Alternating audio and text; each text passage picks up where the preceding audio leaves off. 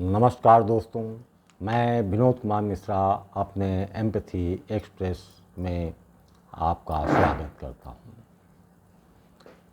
आज का विषय है खतरनाक जीवन शैली। खतरनाक परिस्थितियाँ उत्पन्न होने पर खतरनाक ढंग से जीने की कला को विकसित करने का नाम जीवन है। यदि यह कला विकसित नहीं हुई तो एकल मानव के साथ संपूर्ण समाज उससे प्रभावित हो उठेगा। अभी हाल में नेपाल की घटना को देखिए। वहाँ की स्थिति खतरनाक थी। वहाँ की समस्याओं से घिरे हुए युवकों को लगा कि इन समस्याओं के चलते उनके प्राण व्यवस्थाओं एवं अवसरों की अनुपलब्धता रूपी आतंक में पड़ गए हैं। ऐसी ही स्थिति लंका में भी देखी गई थी। कमोबेश यही स्थिति भारत के नवयुवकों की मनोदशाओं में देखी जा सकती है। इन घटनाओं में एक बात तो साफ है कि यदि नव युवकों को ऐसा लगना प्रारंभ हो जाए कि उनका भविष्य अंधकारमय है, जीवन को गतिशील बनाने की विकल्प नहीं है, निकट भविष्य में उनके लिए संभावनाओं के खुलते हुए द्वार भी नज़र नहीं आ रहे हैं, ऐसे में उनकी बुद्धि में हलचल होता है। वो मूल कारणों में जाते हैं। वो विश्लेषण करते हैं कि जीवन को इस स्तर पर दुरूह करने वाले आखिर कौन हैं, कि वो भविष्य की असुरक्षा रूपी आतंक में कैद होने के लिए बेहोश हो गए हैं। इस प्रकार के आतंक के कैद खानों के कई स्वरूप हो सकते हैं।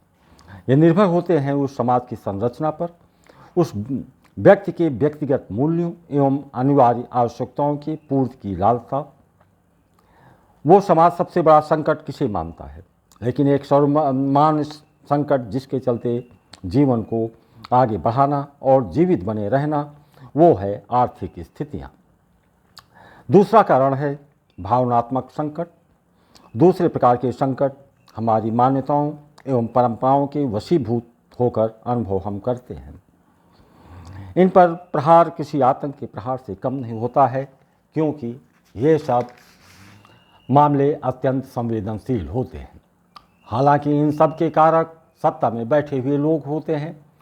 जब जनमानस को ये लगने लगता है कि उन्हें मानसिक आतंक के साए में लाने वाले लोग सत्ता में बैठे हुए हैं, वह उनकी स्थितियों का मूल्यांकन करने लगता है। ऐसे में वो पाता है कि सभी लोग जीवन जीने की स्थिति पाने के लिए संघर्ष कर रहे हैं। वहीं पर दूसरी ओर सत्ताधारियों की स्थिति ऐसी होती जा रही है कि उनकी पीढ़ियों को भी कुछ संघर्ष करने की ज़रूरत नहीं पड़ेगी। मानव मन है, मूल्यांकन तो करता ही है। जब वो अपने मूल्यांकन में पाता है कि यह समृद्धि आई कहाँ से, यदि नेतृत्व एवं व्यवस्थाओं से जुड़े हुए लोग उनके हितों में सेंधमारी न करते, ऐसे में उनकी पीढ़ियों को भी संघर्ष करना पड़ता। यानी दिखने वाली समृद्धि भ्रष्टाचार के चलते आई है। आप जनता के सामने खतरनाक स्थिति उत्पन्न होने के कारणों पर लोग चले गए। खतरनाक स्थितियाँ उत्पन्न हो गई, परंतु जब खतरनाक स्थितियाँ उत्पन्न हो ही गई तो उस खतरनाक स्थिति में साधारण ढंग से जीवन यापन तो नहीं किया जा सकता है। ऐसे में देखने को क्या मिला, चाहे वो लंका की घटना रही हो, बांग्लादेश की घटना रही हो, नेपाल की घटना हो, आम नागरिकों को जब लगा कि उनके प्राण तो आतंक में पड़ गए हैं, जिससे निकलना संभव नहीं, तो उस आतंक के कैद से मुक्त का मार्ग साधारण जीवन शैली से तो नहीं निकलता है। उसके लिए उन्हें लगता है कि इस कैद खाने को तोड़ने का एकमात्र कि सभी लोग खतरनाक ढंग से आगे बढ़ें। फलस्वरूप हुआ क्या, सार्वजनिक संपत्तियों को जलाया गया, नेतृत्व करने वालों को मारा गया। उसका कारण है कि ना तो शिक्षण संस्थाओं में, ना तो आध्यात्मिक विचारकों ने, ना ही समाज को दिशा दिखाने वालों ने उन्हें ये शिक्षा ही नहीं दी थी कि खतरनाक स्थितियों में वो खतरनाक जीने का ढंग कौन सा है। जो कुछ भी हुआ वो सब तो उन्माद हुआ। उन्माद में किसी ढंग या किसी जीवन पद्धति का विकास नहीं हो सकता है। उन्माद में अराजकता अवश्य विकसित हो सकती है और हुई भी है। ऐसी स्थितियां कहीं भी और किसी भी समाज में हो सकती हैं। विषम परिस्थितियों में जीवन के ढंग को दिशा दिखाने वाले तो अंधविश्वासों की सेवा करने की प्रेरणा देते रहे हैं। मान लिया इन स्थितियों का अनुभव तब होता है जब आदमी पस्त से भी अधिक पस्त हो जाता है। यद्यप केवल मानव जात इस खतरनाक पड़ाव को पार नहीं करता है, जहाँ कोई नियंत्रणकारी शक्तियाँ काम नहीं करती, जहाँ कोई अपना आक्रोश व्यक्त नहीं कर सकता है, उनके जीवन में भी ऐसे पड़ाव आते हैं जब आनंद क्या है ये भूल जाते हैं। उदाहरण के लिए पक्षी समुदाय को देखिए, पशु समुदाय को देखिए। जीवन के विषम परिस्थितियों में वो हिंसक नहीं होते हैं, अराजक नहीं होते हैं, उन्मादी नहीं होते। कारण है उन्होंने खतरनाक स्थितियों में जीवन को आगे बढ़ाने के तरीके सीखे हैं। वो भी बिना किसी के मार्गदर्शन के, बिना किसी हस्तक्षेप के, स्थिति चाहे जैसी आ जाए। वो अपने मूल प्रकृति का त्याग नहीं करते। सभी लोगों ने पशु पक्षी जगत के खतरनाक पड़ावों को अनुभव किया होगा। पक्षी समुदाय को देखिए, सामान्य स्थितियों में उन्हें आसानी से अन्न का दाना मिल जाता है, किसी पेड़ में अपना घोंसला बना लेती है, प्रजनन करती है, कहीं से एक एक दाने को एकत्र करती है। सामान्य जीवन में उन्हें दानों को खिलाकर वो अपने बच्चे को उड़ने लायक बनाती है। जीवन है, जीवन के अपने उतार चढ़ाव हैं। ऐसे में कभी प्रकृति का प्रकोप हुआ, कभी बाढ़ की विभीषिका आई, कभी आंधी और तूफानों में उनके घोंसले नष्ट कर दिए। कभी बाढ़ में न जाने क्या क्या बह गया। उन्हें एक एक दाने के लिए संघर्ष करना पड़ता है। जिन शिशुओं को के लिए वो रात दिन एक करती थी, उनके बारे में कुछ नहीं जानती। उसकी भावनाएं टूटकर बिखर जाती हैं, उसके प्राण ही आतंक की साया से घिर जाते हैं।